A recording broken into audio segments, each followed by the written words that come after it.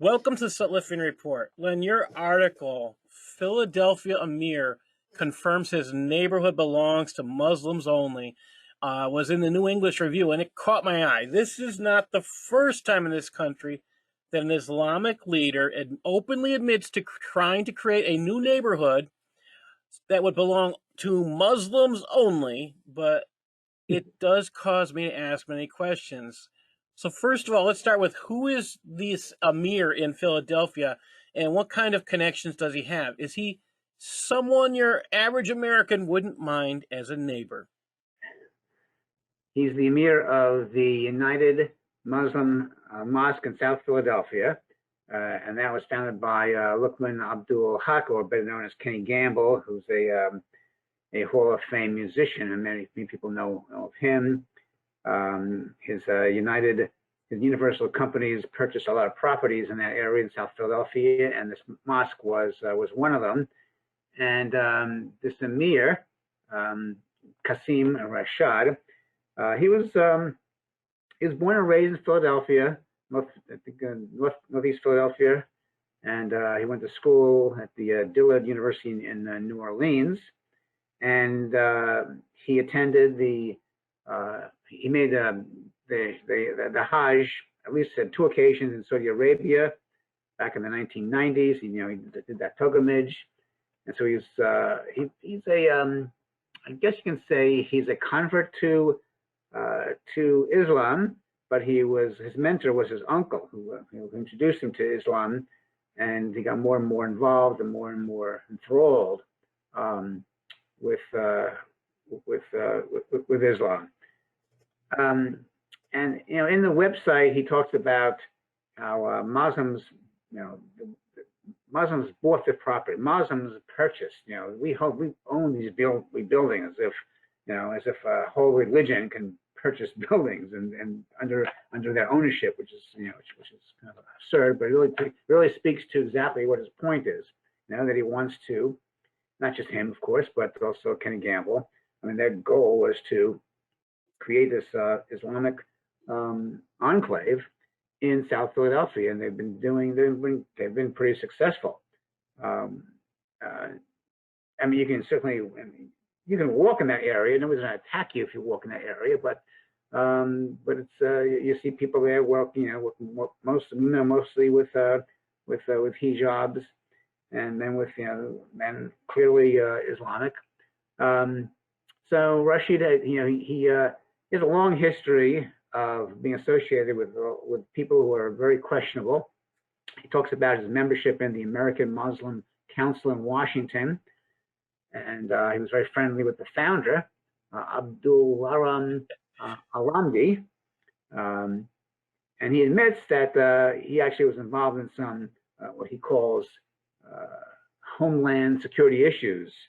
Not to put a fine point on it, but he was actually arrested and sentenced to 23 years in prison for planning the assassination of King Abdul of Saudi Arabia, his friend. He was also arrested for raising money for Al Qaeda through the Holy Land Foundation, a so-called non-for-profit that was basically a fund for Hamas. And he also expressed his displeasure when in 1998 there was an embassy bombing in Kenya that didn't kill any Americans. He was very displeased about that. So he also explained, Rashida also explains on the webinar. By the way, also anybody can actually see the webinar that he was on. That takes place. It's about an hour interview, and you can probably look. You can see it on the Council of American Islamic Relations Philadelphia website. And that's where he expresses all his feelings, all his thoughts, all his associations with radicals. Jamil Al-Amin, if you remember, he's also known as H. Rap Brown. He was a member of the Black Panthers. He's the one who started. American Muslim Council was the forerunner to the Muslim Alliance in North America, MANA. And so H. Rap Brown began this. He was a Black Panther back in the 70s, and famous for his comment if America don't come around, we're going to burn it down. Yeah. And, in fact, he's actually in prison now for the murder of a sheriff in Georgia. And so he started MANA, and Kenny Gamble's also on the board of MANA, and he's very proud that MANA's first two meetings were actually held at the United Muslim Masjid in Philadelphia.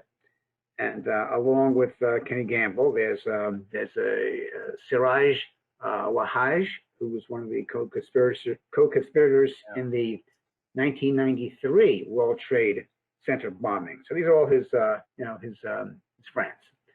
And he goes on to say that, he agrees that gun violence is a concern in Philadelphia. There has been an increase in gun violence, but he seems to be oblivious to the fact that the possibility that he may be part of that, part of the problem. When he talks about how he wants to bring more young people into the mosque, he says, we give them what they want, and what they want is target practice. So he gives them target practice. They have a scout camp called the Jawal Scout Camp in upstate Pennsylvania, where a lot of Muslim young boys go to learn more about Islam, but they also learn about hand-to-hand combat, and they wear paramilitary uniforms, and they learn firearms training. So you wonder, why are they doing all that? Why are they teaching these kids to do that? And there's all this talk about the gun violence and gun control, and CARE is always in the forefront, talking about gun violence and gun control. But unless the violence comes from one of their own, and if you remember, I think it was 2019, Edward Archer he attended one of the mosques in Philadelphia. He shot at a Philadelphia police officer, Officer Hartnett, 11 times. Yes. Hit me a couple of times. Not a word about gun control, not a word about gun violence from CARE, not a word about gun violence from the Muslim community, Islamic community. No, because that would be criticizing one of their own. So there's that, and then he claims that he's very, very big on social justice. Social justice, he actually says, is part of our DNA. He says, and so he actually mentions some of his mentors, his social justice advocates. And who does he point to? Well, he mentions CARE. He mentions Bobby Seale, who was one of the Black Panthers. He mentions the Nation of Islam, though he does say, Nation of Islam may have a different point of view on nonviolence. And as you know, these social advocates that he mentions, CARE, they were founded by Hamas. They founded in a Philadelphia hotel back in 1993. That the FBI actually wiretapped their meeting. And then there's Bobby Seale, a member of the Black Panthers, very famous for having lots of police violence. What happened here? Police violence, the police in the United States. Let me put this down here. And then of course you have the Nation of Islam, who has been determined to be a hate group by the Anti-Defamation League and even the Southern Law Center, Southern Public Law Center. So this is the guy who's the Amir. By the way, Amir, he's different than an imam. I guess the Amir is a little bit above imam. He's considered, the definition of Amir would be a chief or a commander. He's a ruler, is what he would. Amir is a ruler. A ruler, exactly, a ruler. So that's what he's the ruler of this mosque. He's the ruler of United Masjid Mosque. He's the ruler, and so he's the guy. He's the kind of guy. So decide for yourself. Would you want to have him as your neighbor? I'd prefer not to, but. Yeah. You mentioned Ken Gamble in this in your talk, and that name struck a chord. I remember you writing about him and Universal Companies 2 years ago, almost 2 years ago. Back then, you mentioned the crimes of bribery and FBI involvement. How was this company, again, it's Universal Companies as a name, involved or Gamble involved in bribery? And I also kind of curious, who actually owns the company? Well, Universal Companies was started by Kenny Gamble back in well, I want to say probably, well, he purchased that land in 1993, so it's probably been around in the early 90s.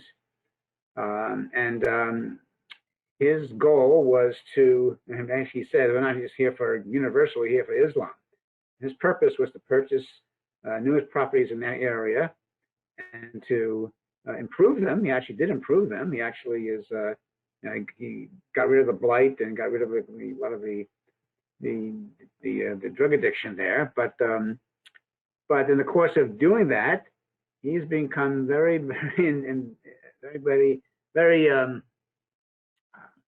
you have to be close to the city of Philadelphia to get what you want. And sometimes you have to wet the palms, grease the palms of people who to get what you want. So he was involved in a corruption scandal with Councilman Kenyatta Johnson. In order to, there's lots of properties in that area that he wanted to purchase at bargain rate sales. So he was able to get Councilman Kenyatta Johnson to help him with that. Johnson's wife also, Dawn Shavers, was also a consultant and a campaign advisor, and she was also helpful in trying to get Kenny Gamble these buildings at cut rate prices. So so there's corruption there. He also, Kenny Gamble wanted to purchase a theater called the Old Royal Theater, and he did so with the promise of rebuilding it, revitalizing it, but he never did that. And there's lots of history of him purchasing these prices at bargain rates and then selling them for huge profits. So there's a lot of corruption in that regard. FBI is looking into that. It's not just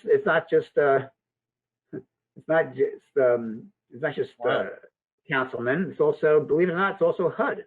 He had a friend. Ken Gamble has a friend at HUD, Alfonso Jackson, and he basically said it was his decision that if Philadelphia wants more funding, it had to give a $2 million property to Kenny Gamble's company. He actually, he arranged this. He actually forced the city to give him this property, give Gamble this property in order for to give Philadelphia federal funding. So there's that corruption there.